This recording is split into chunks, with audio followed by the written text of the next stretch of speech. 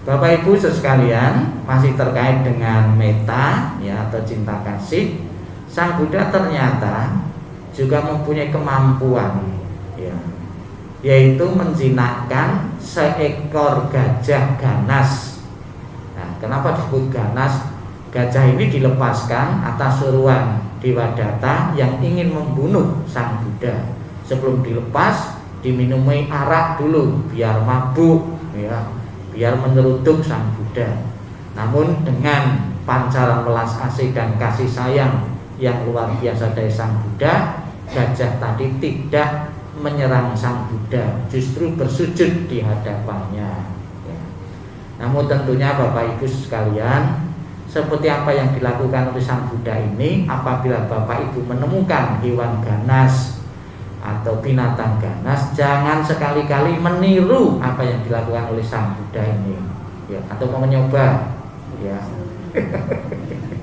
Karena yakin cinta kasih prasasti sudah baca Karamita Sutta ya, ada ular berbisa, ada anjing ya, itu langsung Bapak Ibu dia menghadapinya. Saya yakin akan digigit. Kemarin saya baru saja dapat, bukan cerita ya, saya ketemu dengan sendiri. Ada seorang samanera bermeditasi di salah satu tempat meditasi ini gitu. Di tempat meditasi itu banyak anjing-anjing ya. Kemudian samanera itu diserang oleh anjing, itu digigit ya. Padahal beliau juga boleh katakan sering meditasi, salah satunya juga cinta kasih dan kasih sayang. Kenapa tetap diserang? Itu seorang samanera ya. Ya tentunya bagi para umat pun juga jangan sekali-sekali meniru apa yang dilakukan oleh Sang Buddha. Ini adalah manusia-manusia yang khusus ya, yang khusus ya itu. Namun bukan berarti kita tidak boleh terinspirasi. Misalnya saja kita ketemu hewan ganas, binatang ganas, apa yang harus kita lakukan? Ya kita pancarkan welas asih dan kasih sayang ya. Kita pancarkan welas asih dan kasih sayang, dan tidak ada pikiran untuk menyakiti dia ya. Ada yang cerita di saat bermeditasi ada ular kobra di sebelahnya, kemudian dia pancarkan, semoga kamu bahagia, kamu jangan ganggu saya pun tidak akan mengganggu kamu, kelewat hewan ular kobra tadi. Ada yang cerita seperti itu ya. Kita masuk ya dalam teori hari metta. Latar belakang hari metta ini ya, yaitu pada tanggal 1 Januari pas tahun baru, yang sebenarnya tidak ada kaitannya dengan kehidupan Sang Buddha secara langsung ya. Hari metta ini adalah awal ya, sejarahnya asal usulnya adalah di saat peresmian salah satu rumah sakit di Hong Kong, yaitu tanggal 1 Januari tahun 1970. Dan karena rumah sakit ini adalah sebagai manifestasi atau bersifat sosial, merupakan perwujudan cinta kasih yang nyata ya. Di Surabaya rumah sakit Buddhis itu belum ada. Namun bukan berarti umat Buddha tidak peduli kepada orang-orang yang sakit. Kita setiap hari-hari tertentu dulu sebelum corona, setiap hari Rabu atau Kamis itu kita datang ke Siloam ya, untuk mengunjungi ke Siloam, Kapanari, terus ke RKZ itu suatu bentuk kepedulian kepada mereka yang sakit ya. Dan di situ apabila kita diminta, bukan saja umat Buddha, diminta agama lain, itu pun kita juga penuhi juga. Bahkan pernah juga satu pengalaman waktu saya melayani yang umat Buddha, terus sebelahnya mendengar, Pak boleh minta bukunya gitu. Buku doanya Buddhis diminta. Bante tolong saudara saya juga sakit, dimintakan sekalipun agama lain ya. Tetap kepedulian kepada yang sakit ya, itu ya. Apa yang harus dilakukan oleh umat Buddha di saat kita memperingati hari Meta seperti kemarin atau saat ini, yaitu melaksanakan meditasi, yaitu meta bhavana, ya, meditasi tentang cinta kasih yang universal, dan juga kegiatan-kegiatan positif yang lain yang bisa dilakukan oleh segenap umat Buddha. Misalnya, ya, di saat hari Meta, ya, tidak melakukan kekerasan, penganiayaan atau pembunuhan atau berpantang makan daging, setidak-tidaknya di saat kita merayakan hari Meta. Syukur, ya, di saat sejak ini hari Meta saya selamanya akan bervegetarian, mempunyai tekad untuk bervegetarian, ya. Dengan kita berpantang makan daging, setidaknya pendukung pembunuhan makhluk hidup itu sudah berkurang satu, yaitu diri kita sendiri. Jangan terlalu menganjurkan orang lain, ya, dimulailah dari diri kita sendiri dengan berpantang makan daging, ya, karena tidak ada daging yang diperoleh tanpa hasil pembunuhan, ya. Kalau daging tidak hasil pembunuhan, ya, hewan atau binatang yang mati bukan karena dibunuh, ya, mati sendiri, malah kita justru ragu untuk memakannya, takut ayam itu atau babi atau sapi itu penyakitan, ya, kalau mati sendiri. Maka daging-daging yang layak dikonsumsi biasanya hasil pembunuhan, ya, itu. Dengan tidak makan daging, setidaknya sehari kita melatih cinta kasih dan welas asih, ya. Apa yang ingin dibangun oleh umat Buddha di saat kita tidak melakukan penganiayaan makhluk hidup ini? Kita mengembangkan cinta kasih dan welas asih. Ternyata binatang, hewan-hewan yang dibunuh sebetulnya tidak menghendaki. Di dalam Dhammapada Sang Buddha mengatakan bahwa semua makhluk gemetar, takut akan pembunuhan, takut akan kematian, ya. Maka ketika ketemu hewan dan binatang, lebih-lebih yang kecil-kecil yang sedang sakit, hendaknya kita pun memancarkan welas asih dan membantu. Jangan justru kita mendukung pembunuhan atau menganjurkan pembunuhan, ya. Kalau kita manusia punya materi, punya rumah, punya sembarang, satu-satunya yang berharga bagi hewan dan binatang adalah nyawanya itu, ya. Itu perlu diperhatikan. Alasan apapun, jadi Sang Buddha sebetulnya ada ajaran Sang Buddha, ya, agama Buddha adalah memperbarui, ya, memperbarui atau memberi makna baru lagi terhadap kitab atau ajaran sebelumnya. Salah satunya kita melatih diri untuk tidak mengembangkan penganiayaan makhluk hidup dengan alas apapun. Sebab ada juga seolah-olah tidak mempunyai rasa bersalah di saat membunuh, ya, membunuh ayam, alasannya untuk selamatan, ya. Agama Buddha tidak mendukung seperti sekalipun alasannya untuk keselamatan.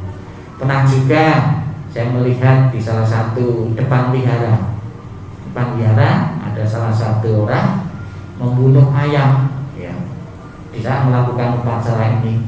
Terus saya mengatakan, loh, ini di depan wihara kok pakai pembunuhan ayam ini, gimana ini, kan gitu, apakah tidak dosa, kan gitu, saya bilang gitu. Terus orang yang saya tegur itu mengatakan demikian, Bante, ini mengadakan acara dengan membunuh ayam itu, sekalipun kita membunuh, sambil kita doakan semoga setelah dibunuh kamu bisa terlahir di tempat yang lebih baik, tidak jadi binatang atau hewan lagi, ya. Nah, sekarang kalau dibalik, kita jadi hewannya, binatangnya, di saat dibunuh disertai doa itu, apakah mau? Tetap tidak mau. Kita sekalipun dijanjikan kamu tak gunakan untuk acara langsung masuk surga, kamu tetap tidak mau, saya, ya.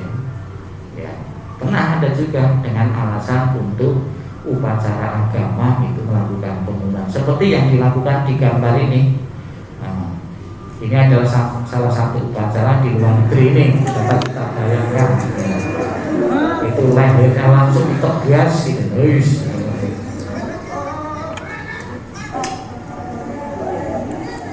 Ya. Dalam ajaran Sang Buddha ada istilah ehipasiko, datang, lihat dan merasakan. Tidak selamanya harus di ehipasiko. Sekalipun kita tidak merasakan ditebas leher kita, kita bisa membayangkan sakitnya, penderitaannya kalau ditebas lehernya. Itu kan dari melihat itu ya. Kita tidak merasakan, cuma melihat saja ya. Begitu menderitanya, begitu sakitnya. Itu untuk acara. Ada salah satu acara di luar negeri itu, masing-masing orang datang itu dengan mempersembahkan hewan-hewan, ada yang kambing, ada yang sapi seperti ini ya. Sang Buddha tidak mendukung upacara-upacara dengan menggunakan hewan dan binatang untuk dibunuh ya. Alasannya itu sebuah ego. Dirinya ingin mendapatkan keselamatan dengan mengorbankan makhluk lain yang juga perlu keselamatan. Dia ingin mendapatkan kebahagiaan bebas dari penganiayaan dan pembunuhan. Kan tidak adil, namanya ego kita, bukan satu kebajikan lagi ya. Bahkan ada lagi untuk percobaan ya. Kelinci percobaan, tikus percobaan, ada yang menentang juga, sayang sekali ya, untuk diuji coba ya.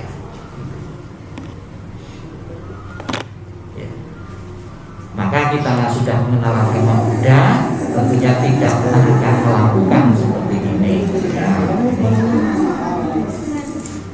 Namun bukan berarti ya Bapak Ibu langsung sadar di saat kita melihat seperti ini pembunuhan, mungkin wah kasihan sekali ya, ngeri sekali.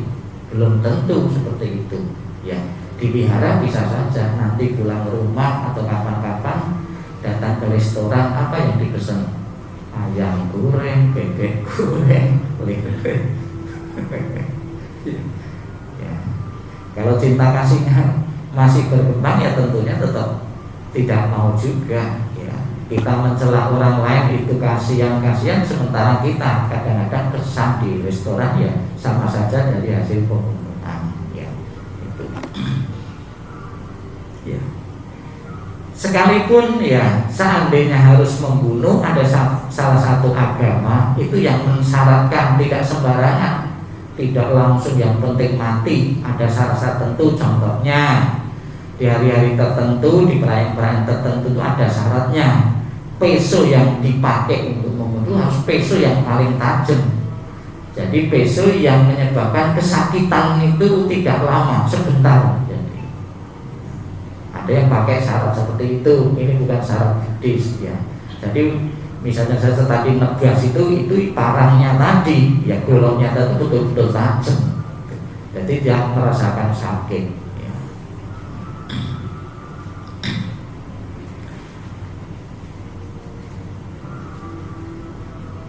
Ya. Yang kedua ya, disadari metta tadi tidak melakukan pembunuhan, kemudian disadari metta ini melakukan kebaktian cinta kasih untuk semua makhluk hidup, terutama yang membutuhkan kasih sayang.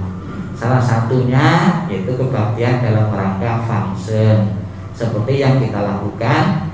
Nanti habis kebaktian ini kita akan pergi di satu tempat untuk melepas lele. Ada yang tanya, Bante, katanya habis melepas lele itu kita tidak boleh makan lele lagi kan tuh. Saya jawab, ya betul, lele yang sama ya. Jangan habis ditangkap, habis dilepas ditangkap lagi. Kalau kita beli sudah mati ya memang, kalau Bapak Ibu belum bisa meninggalkan makan lele ya silakan saja. Yang penting bukan hasil pembunuhan sendiri ya. Penyebab kematian itu bukan kita. Jadi kita beli itu sudah dalam keadaan mati apabila memang belum bisa meninggalkan. Karena memang agama Buddha itu sifatnya itu latihan, tidak ada pemaksaan ya. Bahkan ada juga di wihara pun ada yang masih bisa menerima makanan daging dan ikan di wihara di luar Udayana dan Sangga Agung ya. Ya sekalipun ada juga di wihara Sangga Agung dan Udayana, tetapi sifatnya itu kan pribadi ya. Sifatnya pribadi karena memang menghindari yang enak itu tidak gampang loh ya. Menghindari yang enak, lesat, nikmat itu tidak gampang ya. Misalnya ada peraturan di wihara tidak boleh memasak sayur pare itu gampang karena pare itu pahit. Sesuatu yang pahit gampang dihindari. Kalau sesuatu yang enak orang nyuri-nyuri ya, melakukan puja bakti ya. Namun juga sekalipun ini fungsi untuk melepas satwa juga harus dipertimbangkan juga apabila melepas satwa burung atau lele. Wadahnya juga harus diperhatikan, jangan sampai niatnya kasih sayang justru malah membuat penderitaan burung yang mau kita lepas berdesak-desakan di kandang yang sempit, di tempat yang sempit, yang tadinya itu sebelum kita tangkap itu bisa hidup bebas, setelah kita tangkap justru peluang untuk mati itu besar ya. Jadi niatnya fungsi tidak tercapai, jadi betul-betul diperhatikan.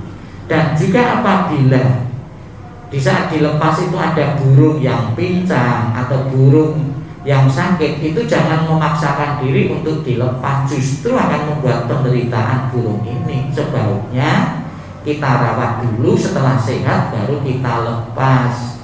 Tidak telaten berarti ya, kebanyakan tidak telaten langsung dipaksakan untuk dilepas. Ada juga melihat musim ya. Pernah juga saya diajak umat fungsinya di kuburan pas hujan deras, hujan deras, burung-burung di saat dilepas di saat hujan itu tidak bisa terbang ya. Kita lihat ya, musim juga di saat hujan sebaiknya jangan melepas burung-burung terutama yang kecil-kecil, justru mereka peluang untuk mati itu besar ya.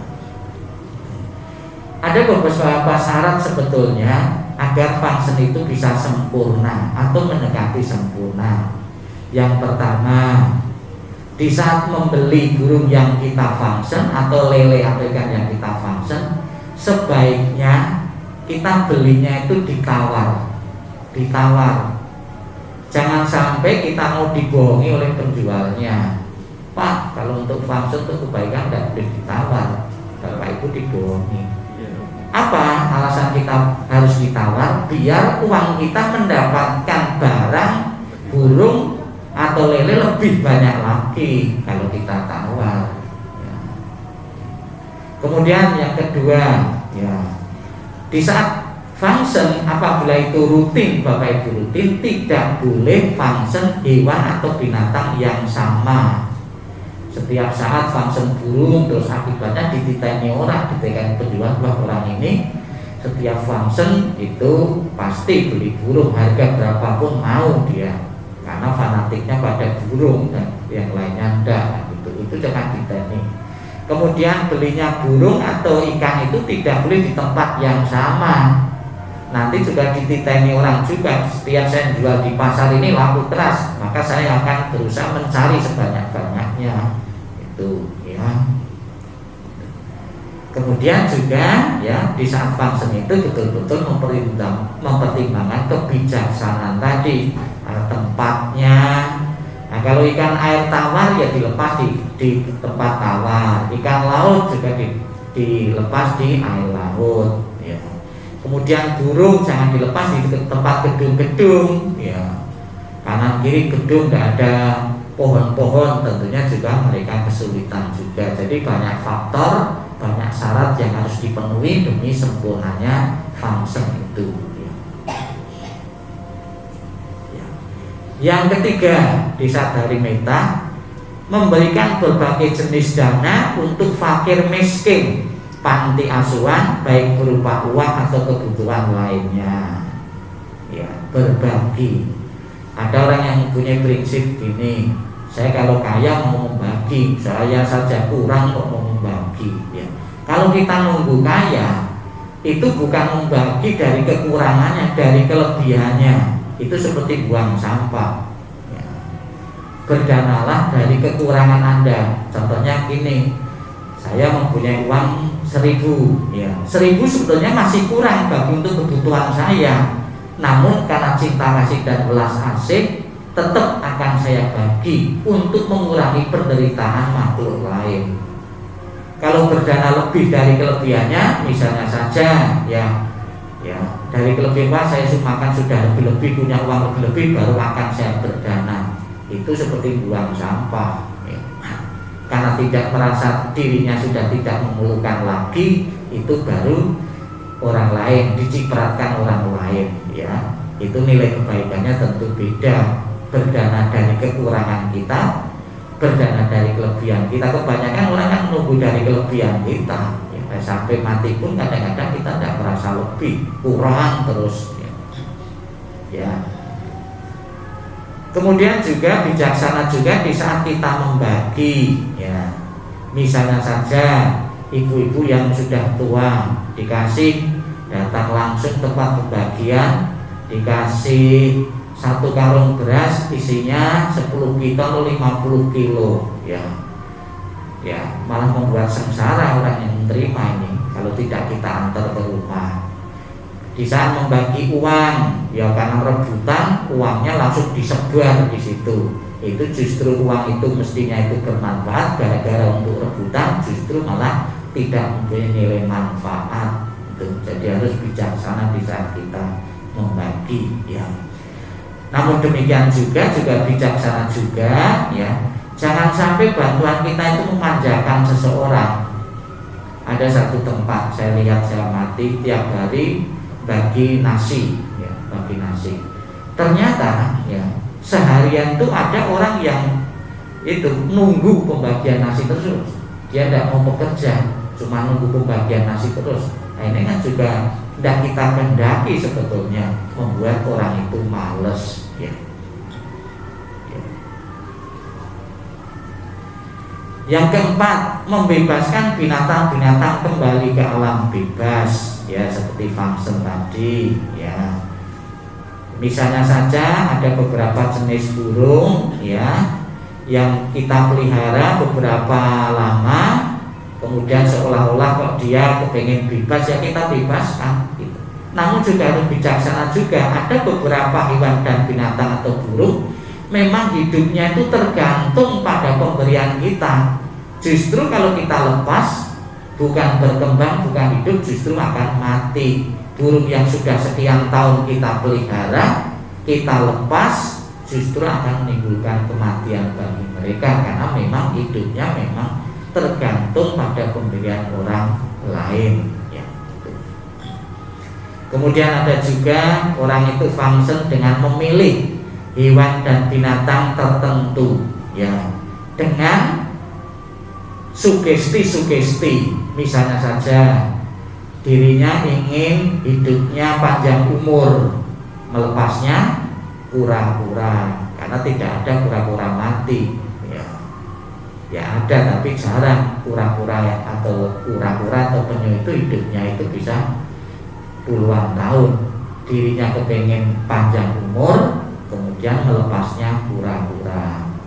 Kemudian di saat menghadapi masalah di pengadilan atau masalah-masalah yang lain, ingin lepas dari masalahnya, lepasnya itu belut ya, karena belut itu licin toh, dia lepas ya, tidak bisa dipegang ya.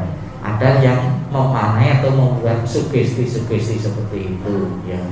Ada lagi di saat operasi ya, operasi kepala itu kan fatal, bisa fatal, juga operasi berat, lepasnya yaitu kura-kura karena ingin umur panjang ya.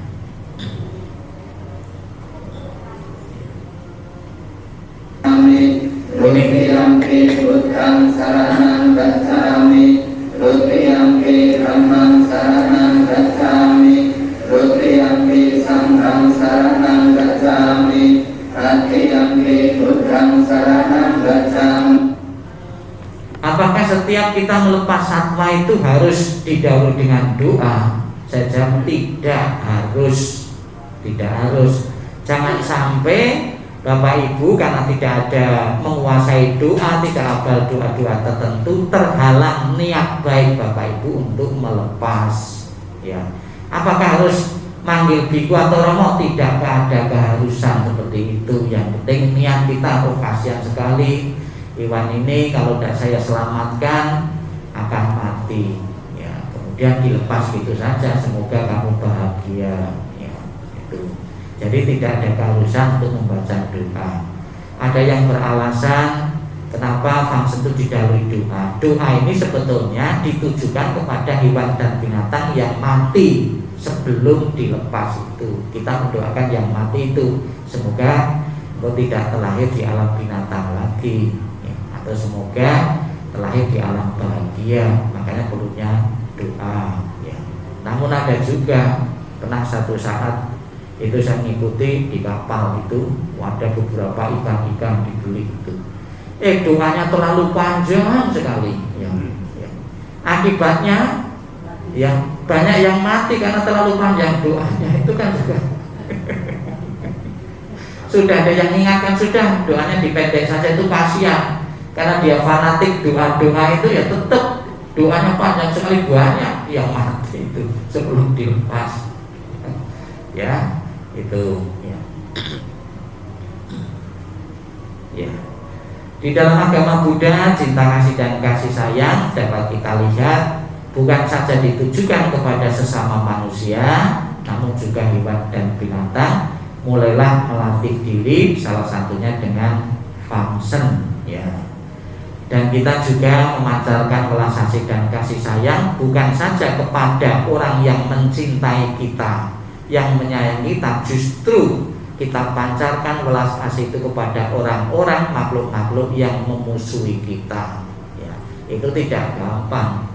Kebanyakan apabila kita menemukan musuh, orang yang membenci kita, itu bukan doa yang baik yang keluar, ya, justru doa yang jelek, ya.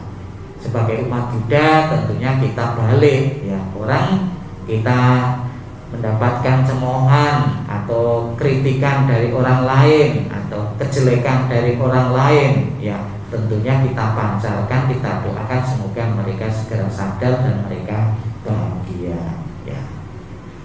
Kemudian ada lagi ajaran Sang Buddha tentang welas asih dan cinta kasih sampai mendetail sekali, ya. Apabila kita tidak mau menyakiti makhluk-makhluk yang berada di tanah, ya, kan di tanah itu kan banyak makhluk itu. Ada satu ketentuan, ya, melatih meta dengan tidak mau mencangkul. Karena kalau mencangkul kita tidak tahu toh, tanah yang kita cangkul itu ada hewan dan binatangnya, ada cacing, ada hewan-hewan yang lain yang tidak kita ketahui. Maka di saat mencangkul itu juga perlu kehati-hatian. Peluangnya ya di saat musim kemarau, nyangkulnya itu, ya, baru di musim hujan ditanami. Jangan nyangkulnya di musim hujan, pasti di situ banyak cacing-cacing yang tidak akan terhindar di saat kita mencangkul, ya. Ini tentunya ditujukan kepada anggota sangga, ya. Jangan sampai nanti gara-gara peraturan ini, ketentuan ini, dhamma ini, kemudian Bapak Ibu sebagai petani itu malas-malesan gara-gara ingin menghindari pembunuhan karena dari mencangkul, ya. Nah, dan juga menggali-gali sumur kalau memang sudah pekerjaannya, ya memang tidak bisa dihindari juga, ya. Ya. Apa tingkatan meta yang diajarkan oleh Sang Buddha, ya, ternyata tidak gampang, ya. Jika perampok-perampok kejam memotong anggota badanmu satu persatu dengan gergaji, dan bila saat itu engkau mengisi hatimu dengan kebencian terhadap mereka, maka sesungguhnya engkau bukanlah pengikutku. Ya, jangankan memotong anggota tubuh kita, kita kesenggol saja, terinjak saja, kadang-kadang kita itu ada rasa tidak suka. Ya, ini ajaran Buddha, ya. Sang Buddha bersabda, kita hidup bahagia jika kita tidak membenci seorang pun di tengah-tengah mereka yang membenci, ya. Manfaat dari meta atau cinta kasih, manfaat mengembangkan meta atau cinta kasih. Orang yang penuh meta dapat tidur dengan tenang dan bahagia. Orang yang penuh dengan cinta kasih tidurnya tenang dan bahagia. Apabila seseorang tidur dengan hati terang dan bebas dari kebencian, tentu ia dapat tidur dengan seketika beleksek, ya. Ya. Apabila kita dengan penuh meta, beda dengan pikiran yang penuh dengan kebencian, ya. Ini anjing pun bisa tidur pulas. Orang yang bajik dan penuh welas asih akan bangun dari tidurnya dengan wajah berseri-seri. Kalau orang penuh welas asih dan cinta kasih, tidak ada kebencian, tidak ada rasa bersalah. Di dalam tidurnya orang yang perasaan penuh meta tidak diganggu oleh mimpi-mimpi yang buruk. Ia tidur dengan nyenyak, dan kalaupun ia bermimpi maka mimpinya selalu baik-baik saja. Dapat nomor undian, mimpinya baik-baik saja, terdapat firasat yang baik-baik ya. Ya, demikianlah Bapak Ibu Dhamma Deksana yang saya sampaikan tentang meta, tentang cinta kasih, dan sebentar lagi kita akan mempraktekkan welas asih cinta kasih itu dengan pergi wangsen. Semoga setelah pelaksanaan wangsen, welas asih dan cinta kasih Bapak Ibu benar-benar berkembang, bisa kita mulai prakteknya dari lingkungan sekitar kita ya, lingkungan sekitar yang kecil dulu, keluarga, lingkungan masyarakat, lingkungan sekitar kita, dan baru semua makhluk hidup. Semoga mereka berbahagia.